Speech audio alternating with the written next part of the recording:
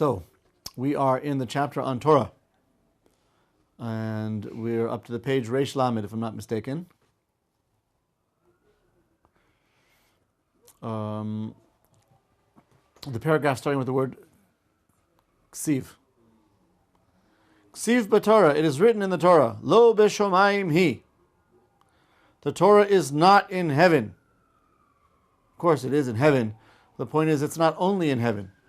Pirush, Bagase haruach. The author here explains it. He says this is the explanation, although it seems to be more of an analogy. But the Torah is not in heaven. The Torah is not to be found by people who place themselves high up like they're heavenly. Bagase haruach, people who are arrogant and prideful. V'lo me'aver liyamhi, nor is it on the other side of the ocean. Perush. It's not to be found in New York. No. Perush. Bo'isam shaholchi me'aver liyam. It's not to be found by those who travel across the globe for vacations or even for work. If a person's forced to travel through work, so we should certainly make every effort to stay connected to Torah learning. But just being on the way is a distraction from learning, and there are many different types of scenarios which a person cannot properly learn in either. So generally speaking, he's saying, people who are busy in business and commerce and constantly working and on the go will not, just by the nature of the business, be able to be fully immersed in Torah. Well, that being said, I think I mentioned not too long ago, maybe a few months ago, that I was at a siyum ashas, somebody who is constantly abroad, constantly traveling. He has needs that he has to take care of. And he nevertheless finished Shas en route from place to place, waiting from place to place. I'm sure he would have rather have learned it not under those circumstances, but nevertheless he's very admirable that he was able to do that. Therefore, our sage's blessed memory said, "Lo kol hamarbe b'schayra machkim." Not everybody, meaning people who are very involved in business, cannot become hachamim. Romu chachamenu, and the sages said, "Hevi mimaat be'esek va'asik b'Torah." Minimize the extent to which you work, but rather be engaged in Torah. When a person learns Torah lishma, meaning he's learning it for the love of Torah, for the giving the honor and connecting to God, for these altruistic reasons, and he really worked hard to try and understand the Torah with the right intention, his kidneys become like two fountains, and enable the person to bring forth well springs of Torah and understanding of Torah, reasonings and laws, and so forth and so on.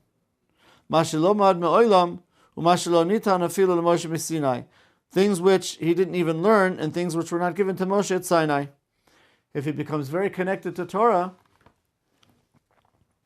he can become a wellspring for Torah ideas which just come out from within him. Naturally, things which he was never even taught directly, things which were not even told to Moshe at Sinai, his own chidushim.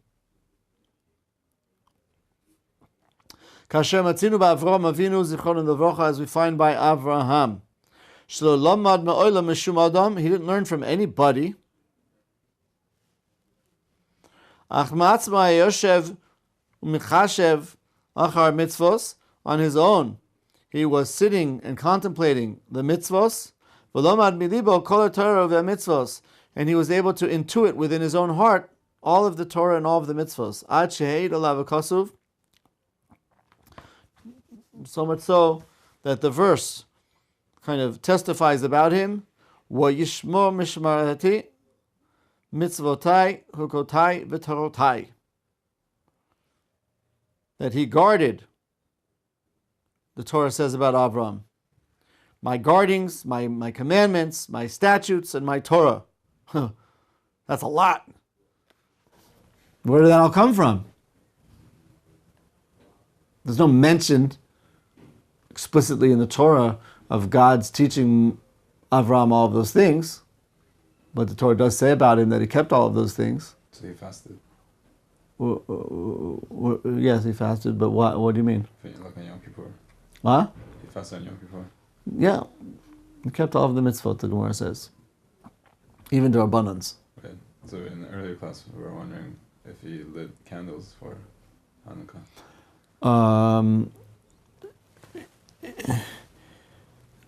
If that's included in Durabanan, I don't know. I don't know if that's included in the mitzvahs Durabanan. Candles? Yeah. I mean, it is a mitzvah Durabanan, but it's a mitzvah commemorating an event, but not necessarily a mitzvah Durabanan that's coming from, let's say, from the Torah. I'm not sure. It could be that that's referring to the fact that he kept. Did he know that he was keeping it? Like when he was fasting for Esther, did he know that? If he was fasting for Esther, I don't know if he was. Or he was just fasting that day somehow, intuitively. I don't know. I'm just wondering. Maybe we're not referring to Rabbanans that have to do with commemorating particular events that didn't take place yet. But maybe it has to do with Rabbanans, the type of rabbinic enactments that the sages made based on the knowledge of the Torah. That's a good answer. In other words, Avraham Avinu intuited the laws of Torah, and therefore he understood Tchum Shabbos as well, or Eruv. Yeah, things having to do with rabbinic decrees about Shabbos, for example, or kashrus for that matter. But not necessarily the rabbinics associated with the holiday. I'm not sure, So there is a reference here in the Torah then to his keeping all of these mitzvot and the statutes in the Torah. That's obviously referring to a lot. What must that mean? It must mean that he intuited and kept the Torah. Ramu Chachamenu Zichorim, the Vracha, the sage of blessed memory, said, Shafilu Eruvi Tavshilin Haya Yodea. He even knew Eruvi Tavshilin in order to preserve the sanctity of the Yom Tov. He intuited this Eruv Tavshilin, which his intention was to preserve the integrity of the Yom Tov. Rabbanan. The sages also said, Avram Avinu alav shalom lomad arba me'ois perakim behilchos avodah zara. He learned 400 chapters having to do with avodah zara. Umili medlo kol zeh, who taught him all this? Elanasu shtei klayosav keshtei ma'ayonos v'noi vois lo chochma v'torah. Where did he learn all from? The fact that his kidneys became like fountains which gushed forth knowledge of Torah. Kidneys. Mm-hmm. Oh, kidneys produce urine from your blood, physiologically. What does it have to do with fountain? Well, okay. Do the kidneys produce urine, or do they filter bodily fluids in order to expel the impurities? Whoa, yeah. Yeah. They're a filter. Yeah, more of a filter. Yeah, they're a filter, actually. So that's... It's actually the bladder that, I guess, holds the impurities. I guess the impurities aren't produced, they're just filtered. Right. So that's what the clouds were. They were like fountains which separated the impure from the pure and enabled him to distill the true knowledge of Torah. Wow. Yeah. Wow. I mean, it's the point obviously is metaphorical in any case. So what it means is that he was, from. That's why I'm wondering what the metaphor is. So the metaphor is that is related, I think, like I said, to the idea that the kidneys filter impurities from purities, and therefore the resulting is a distilled, blood. distilled liquid, water. the body. That's what happens. I mean, the impurities from the water are distilled through the kidneys and then passed out through the urine. But what the body wants to keep hold of is the purified distilled liquid, the water, right, for the body's purpose.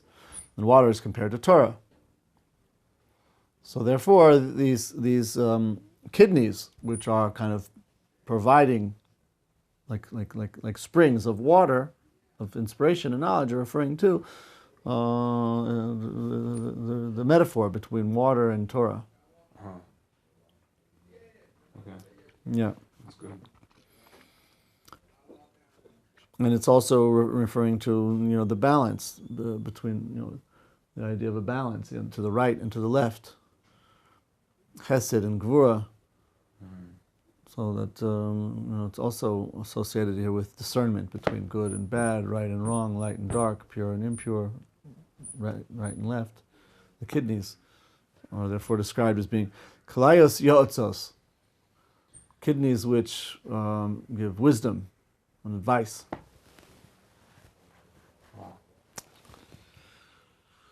So this therefore was all gained to him through his own let's say introspection.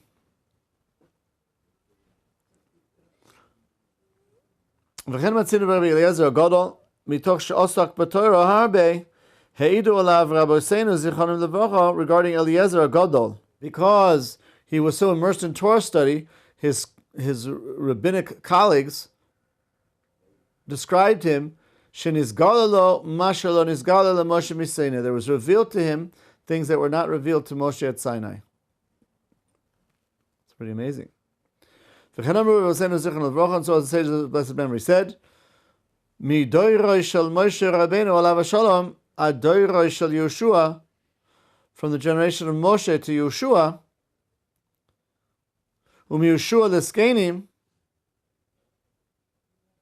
v'neviim, v'lanshe knesset ha'gedola, v'tanoim, v'la'amorim, v'l'goinim, v'l'chol chem ador, shosku b'torah harbe, v'nosnu nafsham alea, throughout all the generations, from Moshe to Yeshua, from Yeshua to the Skenim, and from the Skenim to the Nevi'im, the prophets to the members of the Sanhedrin, and from them to the Tanas, and from the Tanas to the Amoras, and from the Amoras to the Goinim, and all of the wise men and all of the generations, Nisgalu lehem razei Torah v'sodei chochma ma'she'ein adam yichol limtzoi mi'atzmo. There was revealed to all of the special individuals of all of these generations matters of Torah which a person could not gain on his own. They were inspired from on high, all through in the merit of their dedication to the Torah. The sages of blessed memory are already enumerated in Pirkei Avos. 38 ways in which the Torah is acquired. One who would like to embark upon this way of the Torah, he should be very hard on keeping these 48 ways, which are listed in the Pirkei Avos, in the last chapter of Pirkei Avos. And then everything will be good. It's interesting why he says this. And tov is often a reference to Torah, like it says, Ki lekach tov nosati lechem torasi al ta'azovu. I give you a good taking, a good deal. Yeah. What's that good deal? Torasi al ta'azovu. Don't depart from my Torah. So we see tov is often a reference to Torah. So he says, Az ya'ale l'chol tov. Then everything will be elevated to the Torah.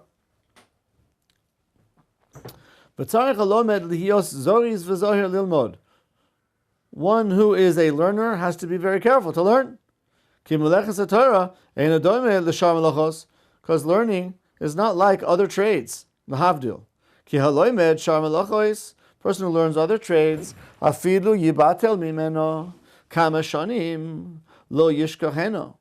even if he doesn't work on this field for many years, he'll still know how to do it. He won't forget it. Let's say, for example, you have a goldsmith. He works gold. So even if he stops doing that, he'll never forget the trade of how to work gold, as long as he's healthy. It's like riding a bike.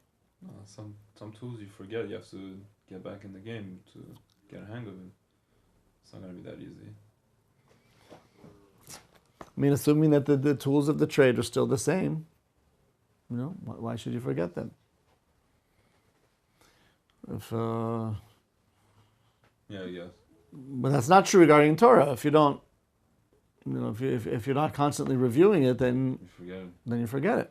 Yeah, because it's more. I mean, It's not tangible. let's say medicine or law. I imagine, again, those are more intellectual. If you don't practice, you're going to forget. Yeah. But still, he's comparing it maybe to more standard types of trade, in which case the comparison would be limited. It's true. But the point is, but if he learns Torah and he doesn't immediately repeat it, go over it, review it, he's going to forget it. Even if he reviews it 100 times, if he puts his mind off it, he'll forget everything.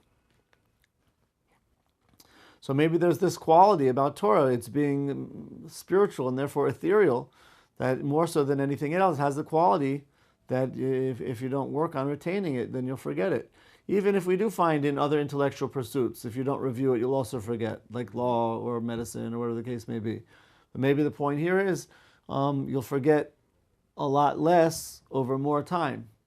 Whereas Torah, you'll forget a lot more even over shorter time, because it's being something spiritual and ethereal, it's easily lost. And he says this makes sense. Why?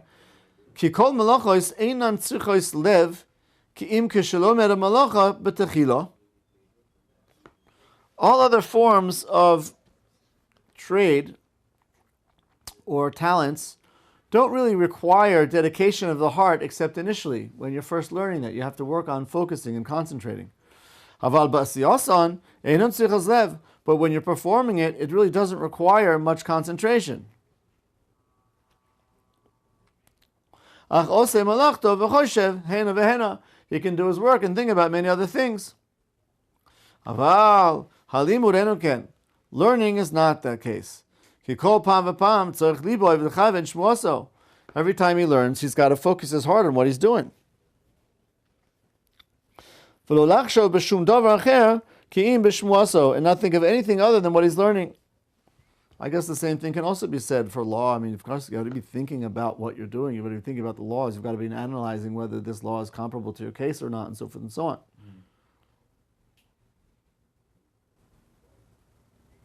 But I spent time, for example, in operating theaters, sophisticated, internationally renowned, hospitals and theater rooms. Surgeons, I was just thinking that. Yeah, where sophisticated surgery was taking place. And, they're talking about the news and about sports and about... I was just thinking, I was going to tell you. My friends who shadowed surgeons, and they were telling me about this. Like, oh, there you go. So that's the situation I've been in. Sometimes they talk about, like, very... inappropriate things. Yeah, not very Kadosh. Yeah. Yeah, I've been present when those conversations take place as well, and I didn't want to say anything in front of the camera.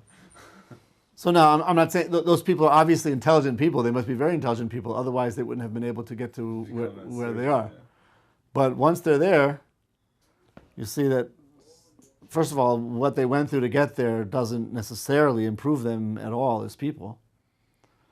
And number two, it's actually indicting the fact that they talk about these types of things in the middle of such a procedure. Right. I think that's kind of like a case in point here then. Therefore, one who directs his heart to things which are unimportant, miyad hu shocheach ma shetorach kol yamav.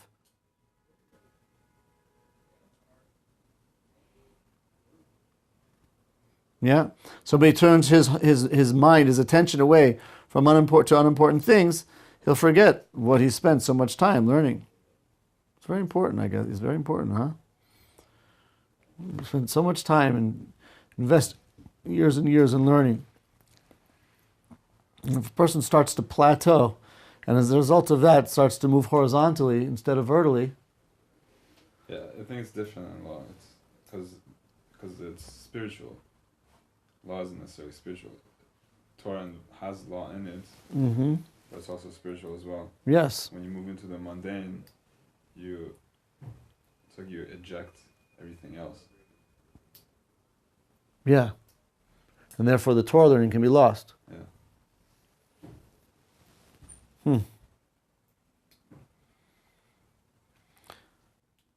V'gam Omer Chachamenu Zichron Levracha, and also our sages of blessed memory said, Im ein adam shocheach ma shelomad, im ken haya lomed kol haTorah kula, v'har kach haya holech batel. This teaching is actually suggesting that God made it this way. That if a person didn't forget, he would learn the entire Torah and then go bad. Because he's learned everything, then what is that going to do? But now he must always review in order to know what he's learned. And that keeps him constantly on his toes. We know that laziness brings a person to boredom. And boredom brings a person to avera. Therefore,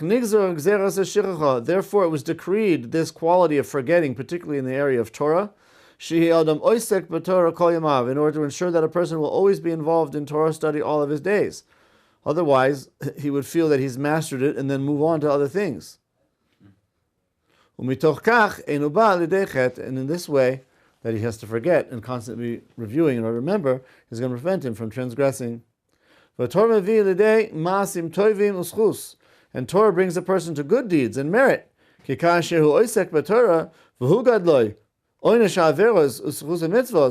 he's learning Torah and he becomes known to him, the punishment for transgression and the reward for fulfillment of the mitzvos, then he'll say, I got to do what's good.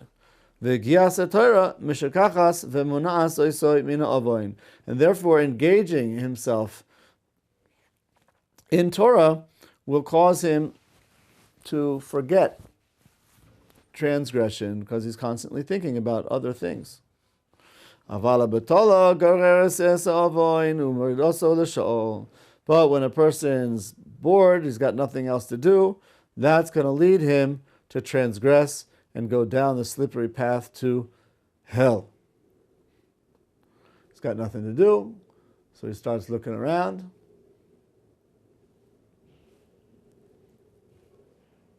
You know, what can I do? What can I occupy myself with? What's that? Yes, he doesn't have the tzitzit on. You know? Or if he does, no, he's just not, he's not there.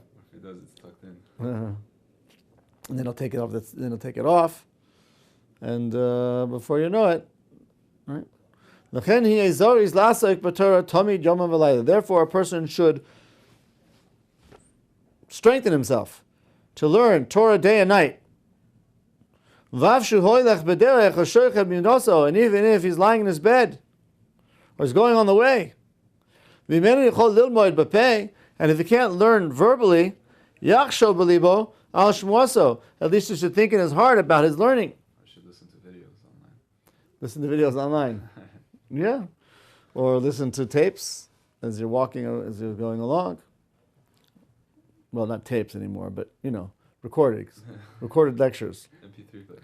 Oh, I see. That you should listen to online, and then you look at the camera. Right, there you go.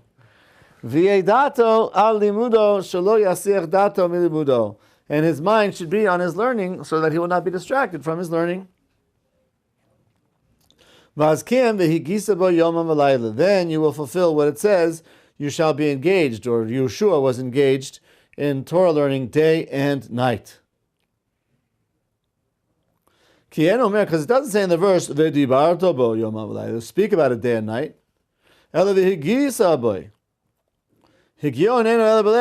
Which is referring to meditating, and meditating is upon the heart. So you should be thinking about words of Torah. These words shall be on your heart when you're going on your way, and when you're rising up. V'zeh shenishtabbachu rabbeinu zichronim levracha shelo halchu arba amos b'lo Torah. And in this way, our sages were praised that they didn't even walk a distance of 4 amos without thinking about Torah. O hayu lomdim v'gorsim, o hayu machshavim b'libam shmuosam b'limudam. Or they were just reviewing their learning by heart, or they were thinking in their hearts about the things that they learned and trying to kind of contemplate them and so forth and so on. Yeah. That's a pretty important principle and pretty important dynamic, and something which requires a lot of work, which is to constantly be living through the learning throughout the day. Like I just was in the lunchroom earlier, and I overheard 2 people who started here in the yeshiva as beginners. In fact, one started as a non-Jew and converted to Judaism. And I overheard him and another person like speaking and learning, as they were dishing out their lunch, and it was so beautiful to see that. They really weren't even thinking about the soup; they're just putting it in the plate, but they were talking about their learning, even though the class was already finished. Interesting. Yeah, so I was say I'm happy to hear you're having such wonderful conversations, Torah over lunch. So yeah, we have this difficult Tosfos and we can't figure it out and whatever. I said, the main thing is to be oisek b'Torah. Even if you don't understand it, you're engaged in it. That's the main thing. That's like he's saying here. And also quoted from this idea, v'higisa v'yomam v'layla. You should be engaged in it day and night. That's the main thing. You're thinking about it. You're concerned about it. It's worrying you. It's on your mind. Not like in college, you go to classes because you have to, and the main purpose is to get the grades so that you can get whatever you have to get next, and then whatever to get next, and you have to get next. But every time you have an opportunity to close the books, you're more than happy. And but by and large, people are not really. Of course, there are people who enjoy what they're learning just because of the material, but most people are just see it as a venue to gain a profession and earn money, and they have more interest in life. Their learning is really just something that takes them away from what they're really interested in, but they have to do it because they have no choice. Torah is the other way around. Yeah, you do it because you enjoy it. It's your main focus in life. And to take time away from learning Torah to talk about all types of ridiculous things in the middle of learning is a great injustice. Regarding the Torah, right? What we learn, we live. But in any case, the purpose, the spirit of the Torah is that it's not living on one hand and learning on the other, and learning is only to make a living, but not to live by. The Torah is not just to earn a living, but it's to learn in order to live by. And that's why I believe it was Socrates that was found in a very immoral, shall we say, for lack of a better word, position to be in. And when his disciples found their master in that very uncompromising position, they're Greeks, so I said, everything they did was immoral. how can you do that? I said, I'm not Socrates right now. So he had a very philosophical answer. What was he doing? He was in an immoral position. And I'm thinking what Greeks do usually, right? I don't know what Greeks usually do or don't do, but there was kind of a modern version of that story. There was a internationally renowned professor of ethics who was caught in a very unethical position. And when asked about that, how can a professor of ethics be involved in something which is viewed as being so unethical?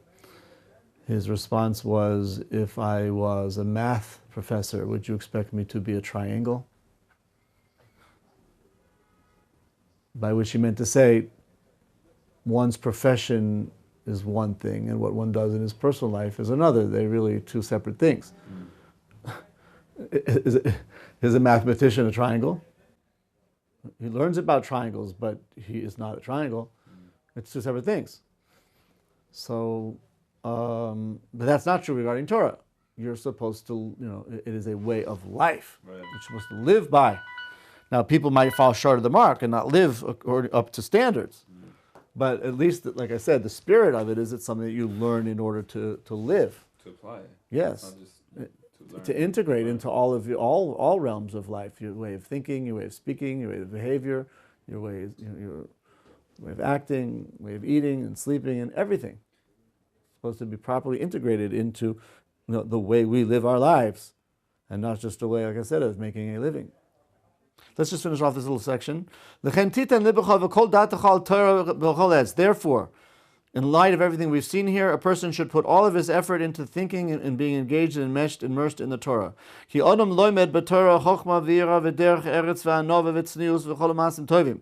through Torah, a person learns wisdom and fear of God and proper behavior and humility and modesty and all good deeds. And as a result of this, from heaven, they take care of his needs.